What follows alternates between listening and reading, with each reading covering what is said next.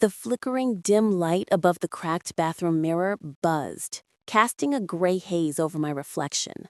I clutched my phone like a lifeline, heart hammering, as the buzz of notifications became a thunderstorm I couldn't escape.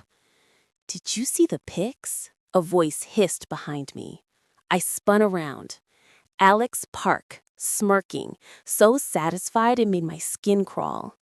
"Why are you even here?" I managed. He shrugged with a crooked grin. "'Cause everyone's talking about you, Maya. Viral already." My fingers trembled, voice barely a whisper. It was private. "You thought the bathroom was the one place I wouldn't sneak a pic?" His voice dropped, mocking. "Welcome to Westbridge High, princess. The world knows your secrets now." My chest tightened like I'd been punched. Panic slithered up my spine as the spitball of images exploded across every group chat, every Snap story. My face, my most vulnerable, private moment, broadcast like a disgrace. Behind me, the door creaked open. The janitor peeked in, raising an eyebrow at my frozen figure, phone in shaky hand. Then my phone beeped again. Suspended, effective immediately. I sank to the floor. They didn't just share pictures. They tore my whole life apart. 48 hours earlier. The morning sun spilled through the huge windows of Westbridge High, warming Oak Ridge Ave as students shuffled into class. Lockers slammed, sneakers squeaked against the linoleum, and the old building smelled like fresh ink and fight pine disinfectant. I, Maya Johnson, was trying to blend in as usual, neither too loud, not too quiet, walking the line between being seen and being invisible.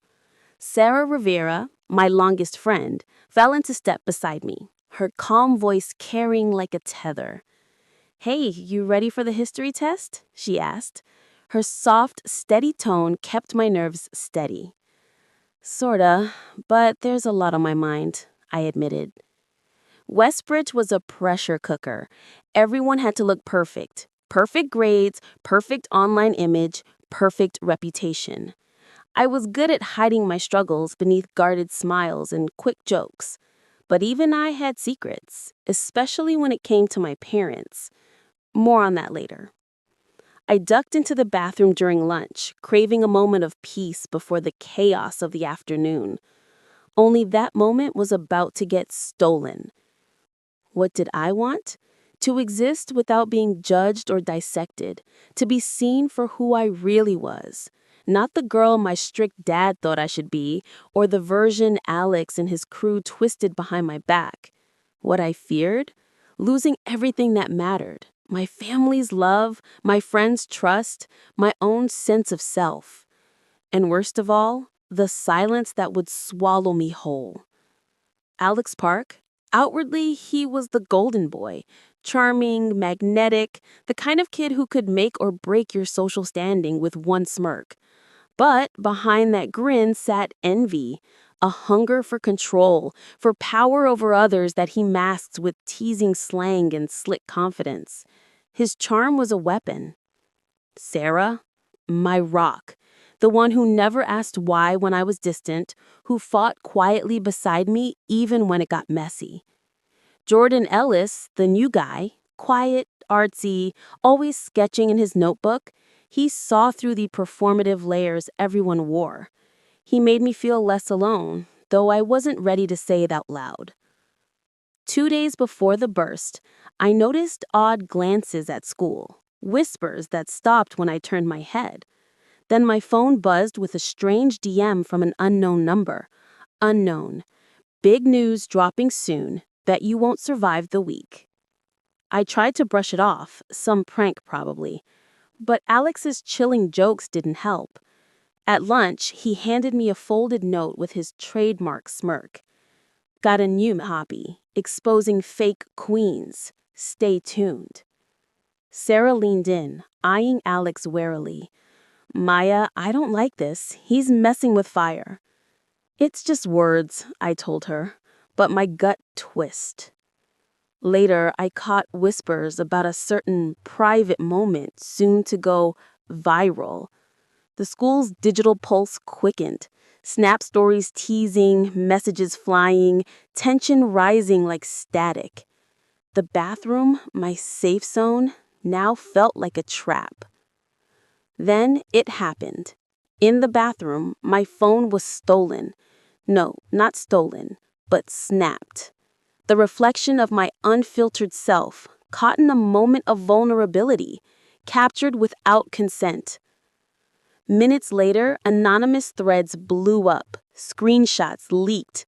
OMG, did you see Maya in the stall? She thought the bathroom was private, LOL.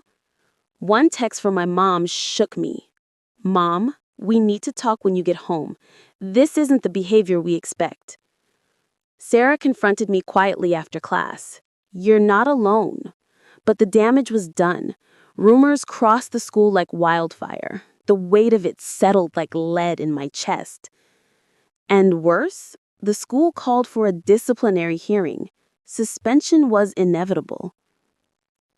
Here's what nobody saw coming. The photos weren't taken by Alex. They were snapped by Jordan, the quiet, artsy type, though not out of malice. When I found out, the cafeteria noise buzzed in my ears as he nervously confessed.